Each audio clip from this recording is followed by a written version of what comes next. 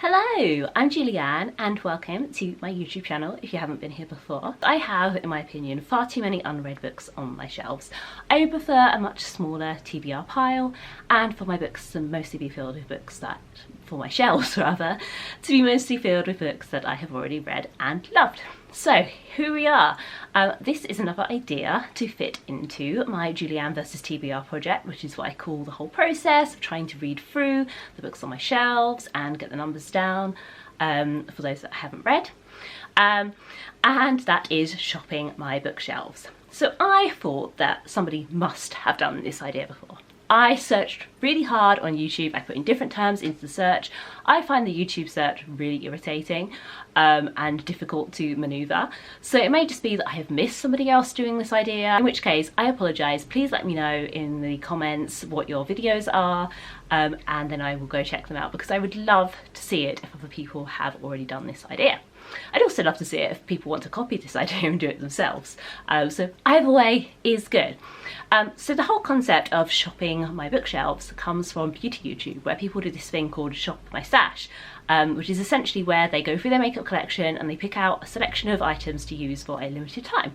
People do this themed around seasons, around everyday or special occasions. People pick out baskets to use for a week, for a month, for all different kinds of periods of time. They'll come up with creative themes, they'll set a budget where they have to go through their collection and pick out items to match a particular budget. And it's a really nice way of using their old things and being really creative with it. Now, how do I translate this into books? Obviously, theming. I've done that before. I didn't want to do theming. I've done summer project, I've done spooky project. That's all too easy to do. So what I decided to do was set myself a budget and pretend that my bookshelves are a shop. So I'm setting myself a budget of £100 and I'm going to go through my bookshelves and I'm going to look at the RRPs and I'm going to pick myself a list of books that I want to read. And then I'm going to stop filming. I'm going to read these books, whether this takes me weeks, months, I don't know. It'll be fun to find out. And I'll let you know what I thought of them. So here we are, let's go. So the first thing I'm going to do is skip the Illumicrate books, because they don't often have prices on because they're special editions, so I can't pick any of those out. And I'm also going to skip my pile of Georgette Heyer books because £1.75. Yeah, I could get a lot of these. I could get like 50 of these in. So yeah, I'm gonna skip these because these are these really old, like 70s editions, I think. And yeah, they will just confuse things. I also can't count proof copies.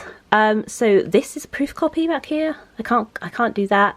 But I can count finished books that I got sent from publishers for review. So looking over here, I can see this book by Tanya Landman that I've been wanting to read for a while. Hell and High Water.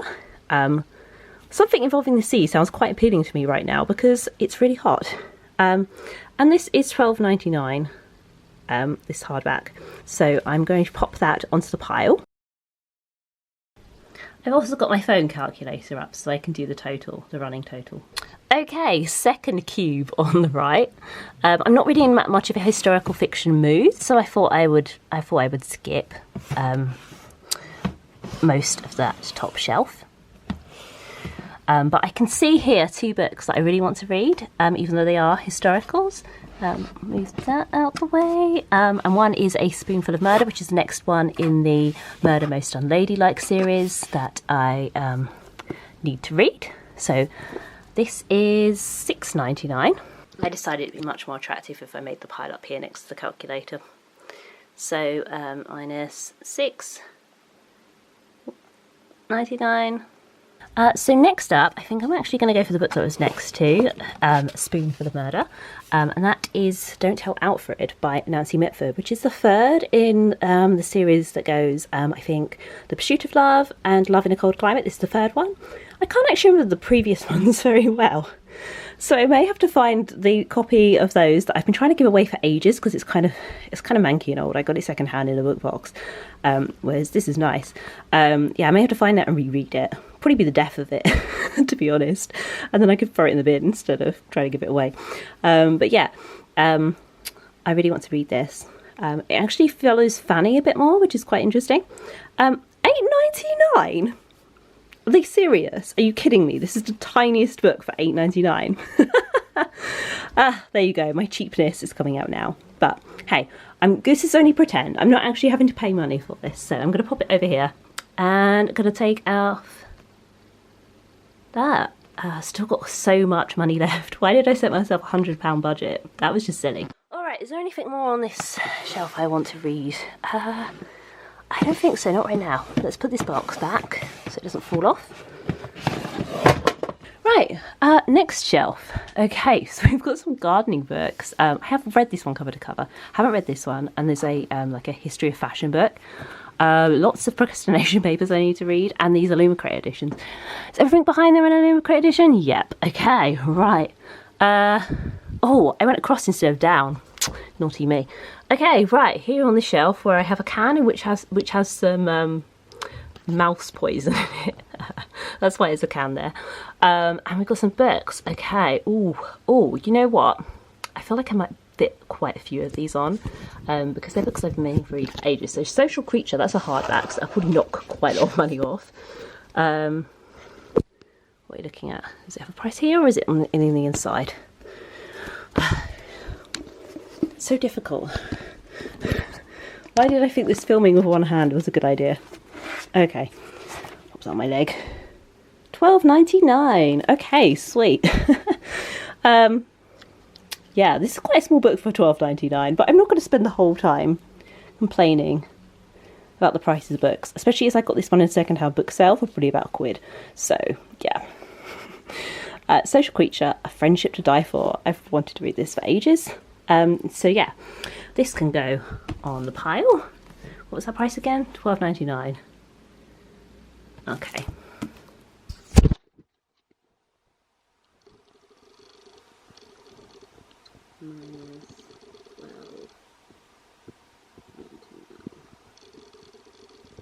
We find some more books that are over £10. Can you tell I'm getting a little bit intimidated by the size of this TBR?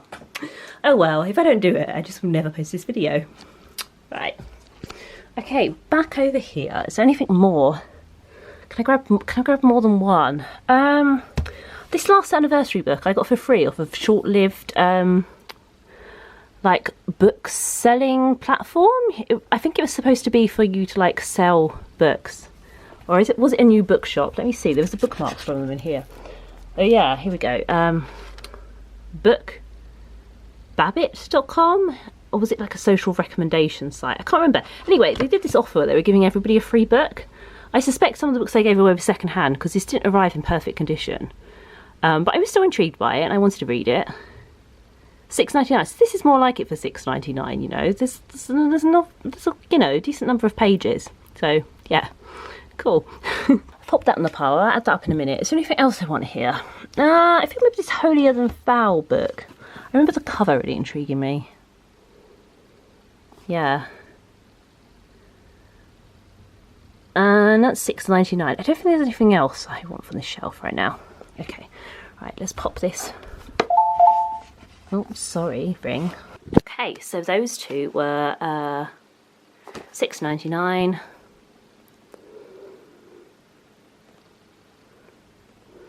And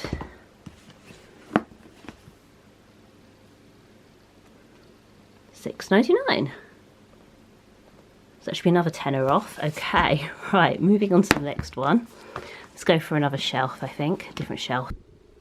Okay, so this is a shelf of nostalgia, because we've got a pile of Bookmooch cards. When I used to be really active on Bookmooch, which is the book swapping site. A couple of random business cards in here, and then old Bookish Brits business cards. I've got tons of these because I actually paid to get them printed. And then some people didn't give me the money for them, so I didn't get them. I did give away a huge amount of these when we were first going though. So yeah, anyway, I've kept them there to use as bookmarks. I do use them as bookmarks from time to time, and it's a nice little reminder of how fun it was to be part of Bookish Brits, which is still going, by the way. It's just that I don't have time to make videos for them anymore. So immediately I've picked out The Long Song, which I have been meaning to read for ages. So when I think I saw her give a talk about this the year it came out, It was at my former university at the time, where yeah, I had finished my masters and then she was giving a talk, so I came back to watch it and it was brilliant. And I really love Small Island by her, but this has languished on my shelves pretty much ever since. I know it's going to be quite difficult to read, although I'm sure it's going to be absolutely brilliant because she's an incredible writer, or she was an incredible writer. So yeah, I really want to read this. I'm going to pop it on this pile and I'm going to get it done. So £8.99. Anything else? I think I'm going to go for Where'd You Go Bernadette, because I love this cover. I've been meaning to read it for ages. £8.99. I think I'm going to pick out 4 and then see where we are on the maths, because it was like £40, over £40 left. Okay, this more Georgette Heyer, but obviously they don't count. What do we have back here? Oh, there's an old copy of I Captured the Castle by Dodie Smith, which is another one I've meant to read for ages. It's a super old edition, £5.99. Okay. I've been meaning to read The Catcher in the Rye for ages. £7.99. And you know that this copy is super old. Look, actually sold for £3. Lol. This copy is super old. What was it? Was it remaindered? Where is it from? When was it printed? 1994? I think that was before the collapse of the netbook agreement. Anyway, that explains why you was. I mean, back then that would have been a horrendous amount of money. Anyway, it's a bit of a dirty edition, you can tell. Yeah, I don't think it's meant to look that grubby. Something on this shelf instead? Should we read Garden Spells? I've been meaning to read Garden Spells for years. I remember when everybody was obsessed with it. Loads of people read this when this first came out. It was a huge hit. £6.99. Yeah, I think I'm going to go for that. I'm going to go for that. Okay, right, cool. Pop my little Liam Crate tarot cards. I love these. I wish they'd do a whole set on the shelves, and then see how we are. Okay, we have £13, 10p left. Let's find something else to go on this pile, okay? So I found this Trumpet by Jackie Kay on the same shelf as Garden Spells. And I can't honestly remember buying this or picking it up. I think I must have got it in the big book sale. I don't remember getting it from on the book swap shelves, or maybe I got it in charity shop because it's got this sticker on it that says Trumpet New, which is a dead giveaway for charity shop. So yeah, £7.99. That means I have £4.99. Can we find a book that's £4.99? Alright, let's go. Okay, right, what's olden on here? That copy of Blackberry Wine is going to have been like a free of a magazine one because it's funny format. How much is this Carrie Fisher book going to be? £5.99. Oh, just too expensive. Okay. Don't think any of the others are gonna work. Any of these? £6.99. Oh. I just want a book that's £4.99. Oh, I've got some kids' books. Let's have a look. Got this. Is this gonna work? Yes! £4.99. Perfect. Brilliant. Love it. Okay, great. So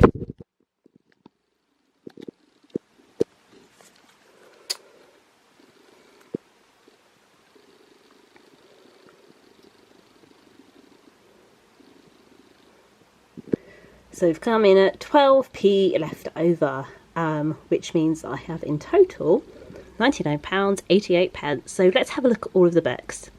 So here we go. This is all the books I've picked out. We have 2 middle grade, I think, A Spoonful of Murder and From the Mixed Up Files of Mrs. Basil E. Frank Weiler. We have How in High Water, is that YA? I think that's YA. Is there any more YA on here? No. So the rest is adult, quite a lot of literary fiction on here, so yeah, good luck to me. Yeah, I'm really excited. This is a very random selection of books. I don't know if I would have picked all of these out in a real bookstore, but trying not to spend too long and trying to spend that £100 as fast as I could off of my own bookcases, I think I've done a good job. I'm very excited about all of these. I don't know whether I will be reading them continuously, one after the other, whether I'll take a break and read other things. But we'll see. We'll see how I get on, and I will update you in the next part of this video.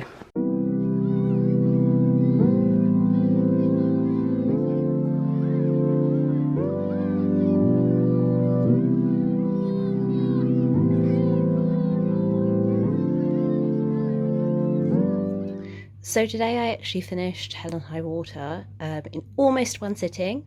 I read most of it before dinner, and then after dinner we went for a walk, and then I came back and I read the last few pages, and then I decided to start reading the long song. I actually picked these out via numbers. So on the day that I picked out, I didn't actually start it that day. The day that I decided to read Hell and High Water, there were 3 books on the pile I felt like reading. So I asked Twitter to pick a number, and this was the 3rd. So when they picked 3, I decided to start that next. And then this one, I just didn't have any preferences looking at the rest of my pile. So I put all 10 into, well, I kind of, they were all in order, so I did random number generator 1 to 10, and this was number 5, which was the number that was picked out. So I'm going to start that now. Exciting.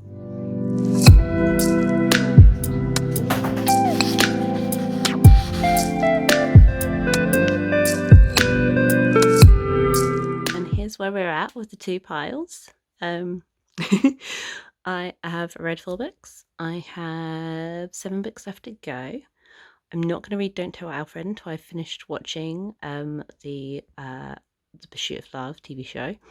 And I just did random org for the other 6, and I picked out Spoonful of Murder. So that's what I'm going to start next.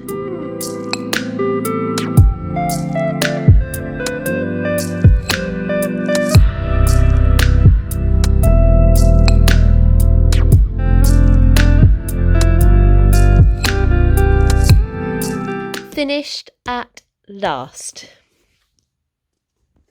Time to start the final work. Hello! So it's months later and I've read all those books. Took me longer than I thought it would, multiple times. I thought I would try and read them by the end of the month after the month in which I filmed the video. So I filmed the video in first part of the video. This is of course still the video. I filmed the first part of the video in June, I think, and I was like, I'm going to finish it by the end of July.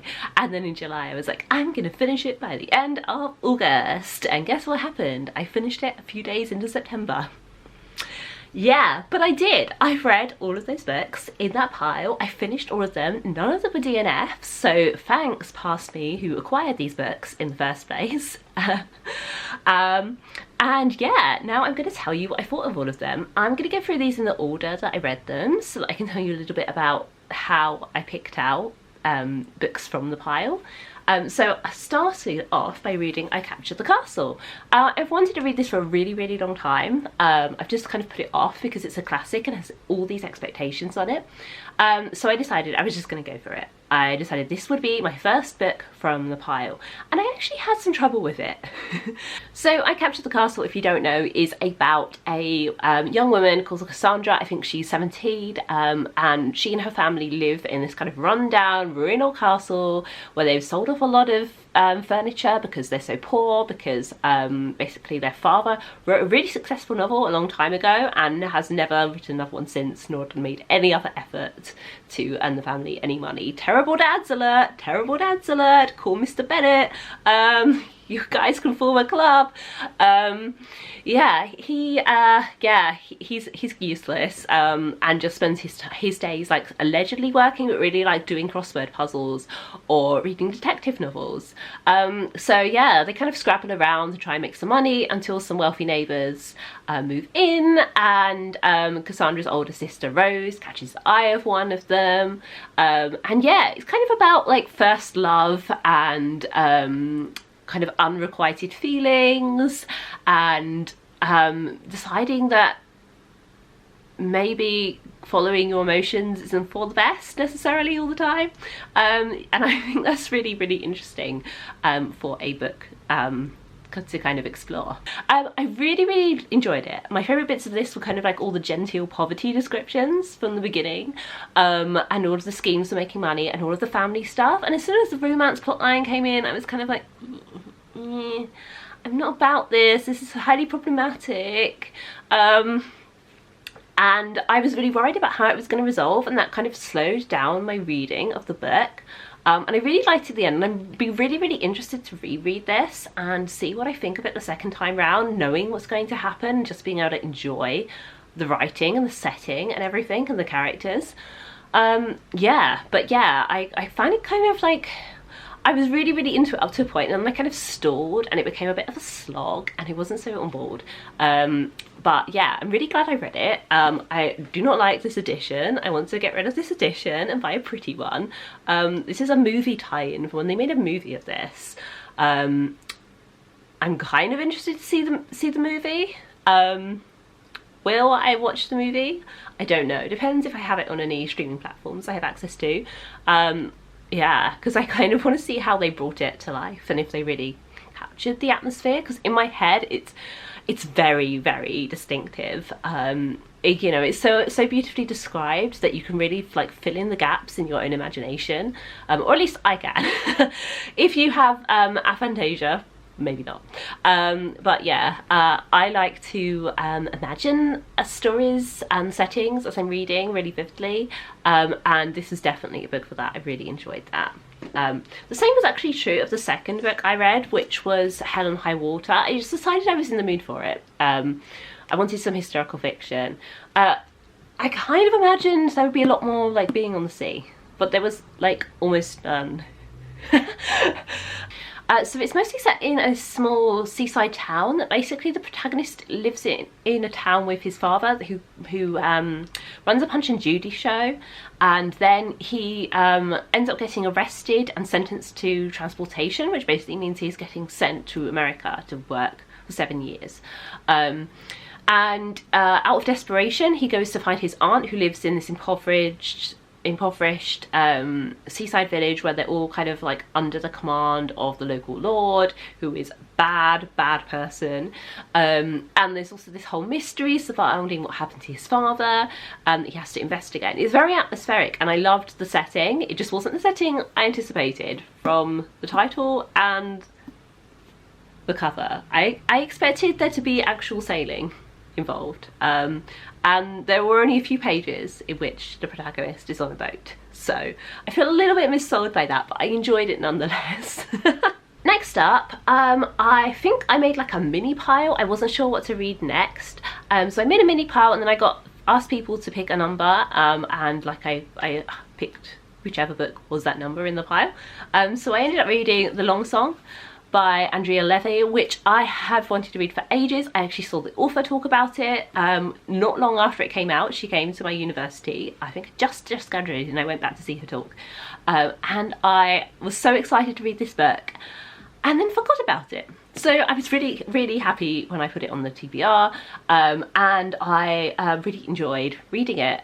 It's about the final years of slavery in Jamaica, from the point of view of various characters, including July, who is a slave much of the story, then her mistress, who is like originally the sister of the master of the house, and she gets widowed, and so she moves to Jamaica for some reason, even though like nobody seems to actually like living there. I don't know why she didn't just stay in England, man. And yeah, and she kind of renames July. She decides that she's called Marguerite, and has this very weird relationship with her. And yeah, there's a few other characters who get to express their point of view. It's also kind of like in a framing device. So at the start of the book you get a foreword from the publisher of the story, and then you get some interjections throughout the story from the author writing as herself. And she's actually July. You find out pretty early on that she is July, so I don't think that's a major spoiler, and it's pretty clear from the fact that she's writing from July's point of view and the setting and who she is anyway. Like, you could guess it before you're actually told that she is July. But yeah, the structure is really, really interesting, and I really, really enjoyed it. I'd not read anything about this period of history before, so it was really, really interesting. Quite harrowing places, obviously, considering the subject matter, but definitely one worth reading. Next up, I read Where'd You Go Bernadette. I think I did this one, the like pick a number thing again, and I really, really enjoyed this. Oh my god, I could not put it down. It was so gripping. So this book basically tells the story of B, who is trying to find out what happened to her mother through going through like basically documents, emails, notes, letters, that kind of thing. She's kind of piecing together the story. So you get passages that are written from her perspective, but then you also get all these letters from other people's. And it's so gripping. You want to know what happened, but also you want to know the backstory. It's not just about where Bernadette went, but why she ended up going there, if that makes sense. And yeah, I just couldn't put it down. I loved this.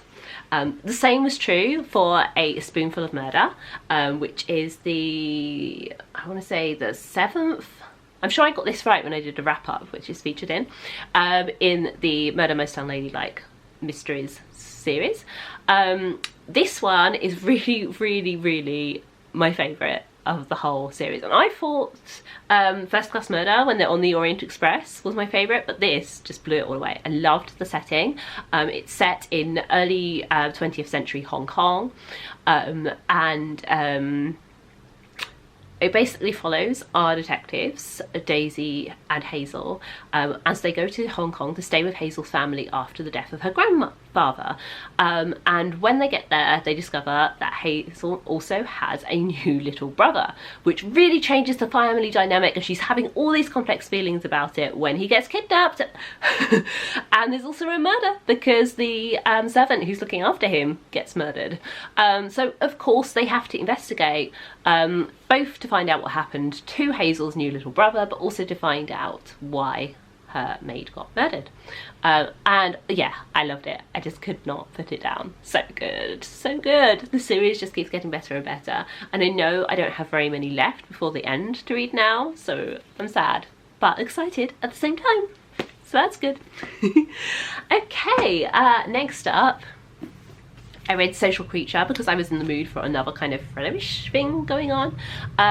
This is basically about a woman who kind of like partly gets picked, partly worms her way into another woman's life and social circle.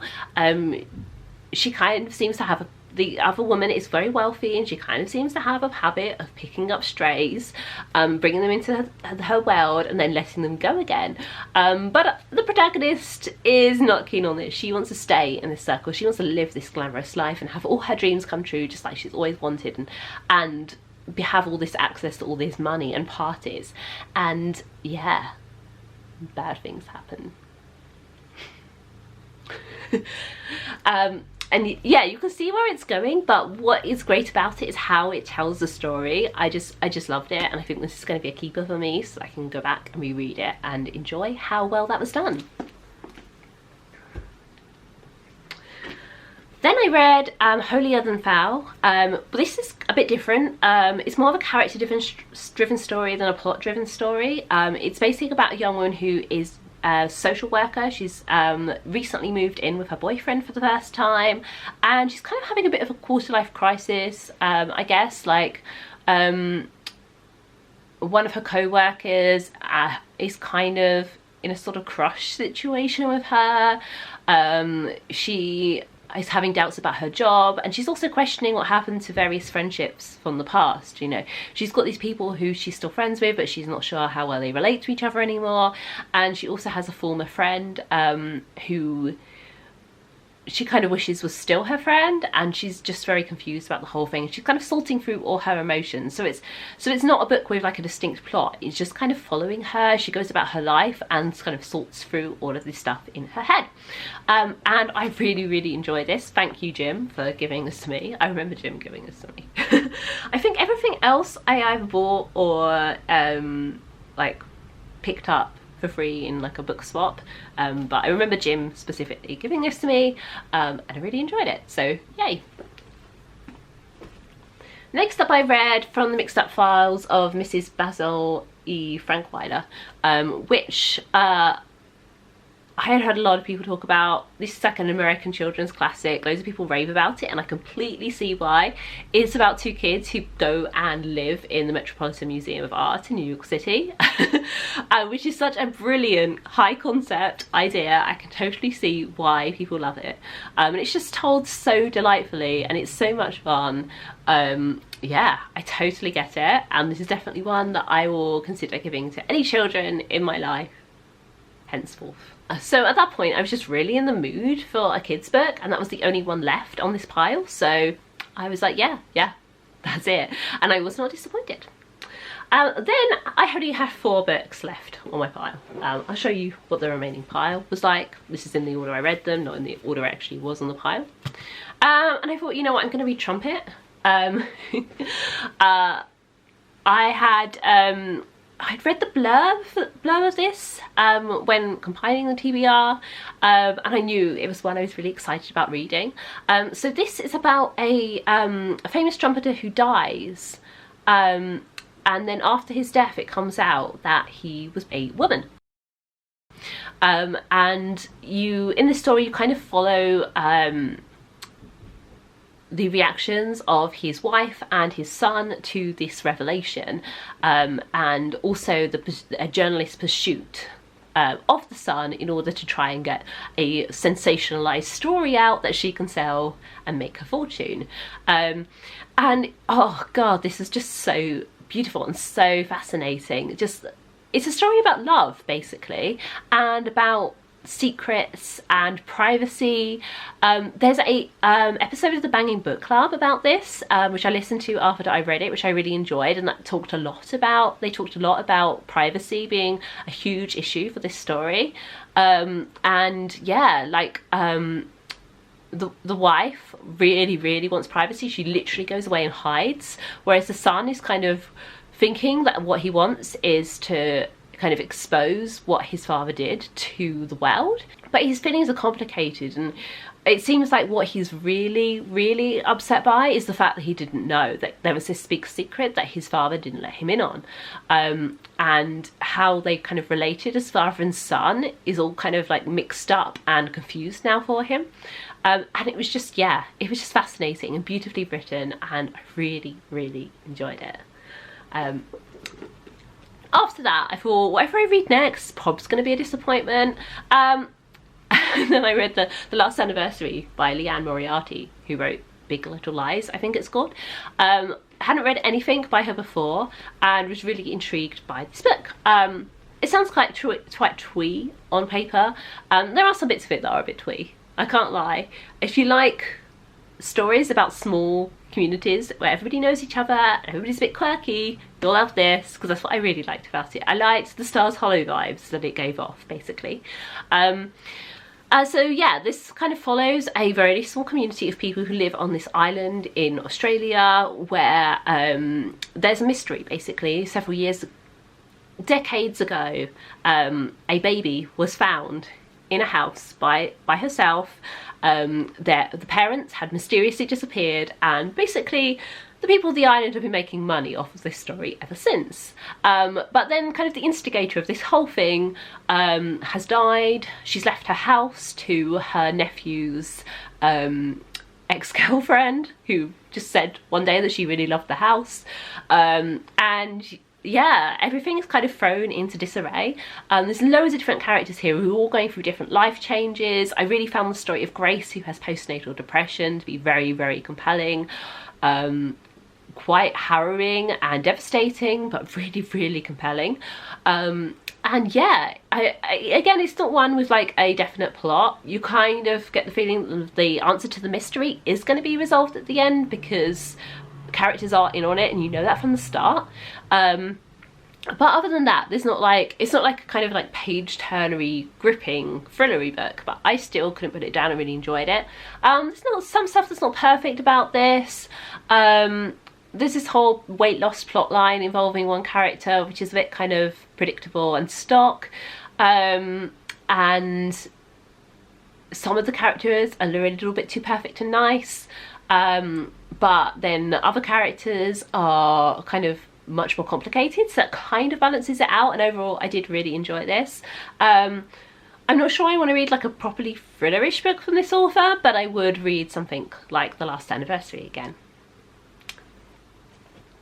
Next up, I read Don't Tell Alfred, which is like the third in the series that began with Nancy Mitford's The Pursuit of Love and Love in a Cold Climate. Basically, this is kind of like the third in that series, although not so much really, because it's much more about Fanny this time around. Fanny was the narrator in the previous two books. So Fanny, basically her husband gets appointed the ambassador to France, and they have to go and live in Paris. And it's just a massive pain in the butt, basically. Everybody is super annoying. Being the ambassadress is just like a lot of work. Her children are trying to be cool. It's like the 1950s, so they're like getting into like more like what you would see as like youth culture. So like one of them becomes like a tour operator, taking people of like tours of places in Europe to make money. Like her younger children like run away from school. Like they literally run out of Eton and decide that they're going to follow this pop star. And yeah, it's interesting because it kind of adds more of a modern sensibility into the lives of some of the characters that we know from the previous two books. But overall, I didn't think it worked.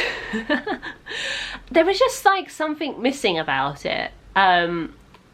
It just didn't have kind of that forward momentum that you get with the story of Linda in the previous books.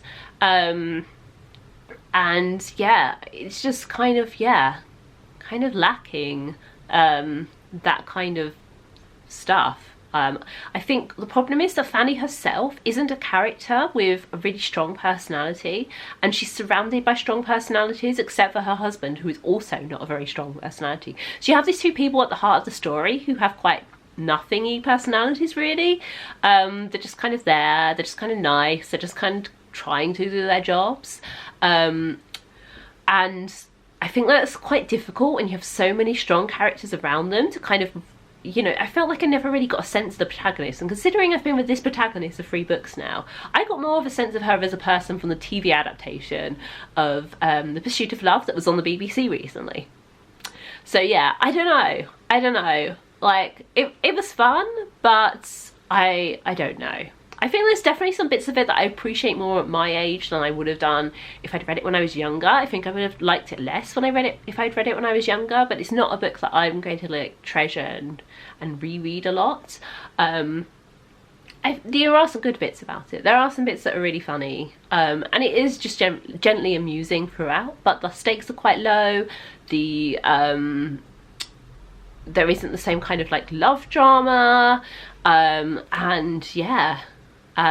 It's mostly the romantic stuff is mostly focused around 2 characters, and yeah, I did enjoy the ending of it. I did find that quite funny, but yeah, I think overall this one was a bit of a miss for me. And then finally I read Garden Spells, which I remember loads of people reading when this came out. When did it come out? 2007. Oh yeah, 2007, paperback, published in 2008. So I remember seeing loads of people reading this around that time. Absolutely loads of people. Like I saw it on trains a lot whilst travelling, and then like a couple of years later it was in all the charity shops, and so I knew like this has been a big hit and I was really excited to read it, and it was 5 stars. It's another book which is very, very quirky, even as it deals with some really, really tough issues. So this is about two sisters, Claire and Sydney. And Claire has lived in the same town all her life, but never really felt like she belongs with various issues, even though she's a bit of a heart of the community in a lot of ways. She makes all of these amazing foods and drinks from her garden, which is kind of magical, and has an effect on people who consume it. And whereas her sister has just fled an abusive relationship. It's very, very harrowing detail. Definitely content warnings for sexual assault and domestic violence. She's fled with her daughter. They've basically come to her childhood home, which is where Claire lives now. What's really great about this is how it explores the relationship between the two sisters, and how, although things are very complicated, they're still a team on a very basic level. But this kind of shows them developing their relationship as adults and learning to be friends as well as sisters. And that is really lovely. That is the relationship at the heart of this, although there's also some romance going on for both of them, and other stuff. And yeah, I really, really enjoyed it. I have The Sugar Queen, which is I think the book the author published after this, on my TBR to read, and I know there is also a direct sequel to this available, so I'll definitely be reading them. It's a kind of book that feels kind of dated in some ways, because it's just so quirky and nice, although, as I say, at the same time including some quite heavy detail about that stuff, the bad stuff in Sydney's life. And you kind of feel like if somebody was writing it now, they might be a bit more kind of self-conscious about that, and maybe a little ironic. I don't know, but yeah, so it feels a little bit dated in that way, but if you just kind of let it go, and you don't think about placing it into context within popular literature, then yeah, 5 stars. I did really love it, and I kind of wished I'd read it then, because I probably would have read it more, rather than thinking, I see how people have done stuff in reaction to this kind of thing. But yeah, so that's it. That is my shopping my shelves. It went really well. I'm gonna do another one. I'm already thinking about it. I'm definitely gonna do a spooky books pile, because I've already picked it out. Spoilers, just realised it's in shot. Just pretend that isn't there. Just pretend that isn't there. Just pretend that isn't there. But yeah, I've already picked that out and filmed the intro part. So yeah, hopefully that will come out reasonably soon. Hopefully by the end of October, maybe mid-November, we'll see. Definitely got to get it out of the way before Christmas so that I can read a whole load of Christmas books. Thank you very much for watching. Please hit subscribe if you'd like to see more from me and future Shopping My Shelves videos. Do let me know in the comments if you read any of these books, what you thought of them. Also, let me know if you do a Shopping Your Shelves. I would love to watch other people do this. Very simple concept. Set yourself a money limit. Look around your shelves, pick enough books out to hit that money limit, and then read them, and then film the results. So yeah, please give this video a thumbs up if you enjoyed it. Subscribe, as I said, and you'll see me again soon. And in the meantime, if you want to see more of me, check out my free course, Ignite Your Passion for Reading, Falling in Love with Books, which will help you find more books that you love and make the time to read them. And I also have a novella, Unlocking Lockdown, which is also free, and you can download that at the link below. You'll see me again soon. Bye!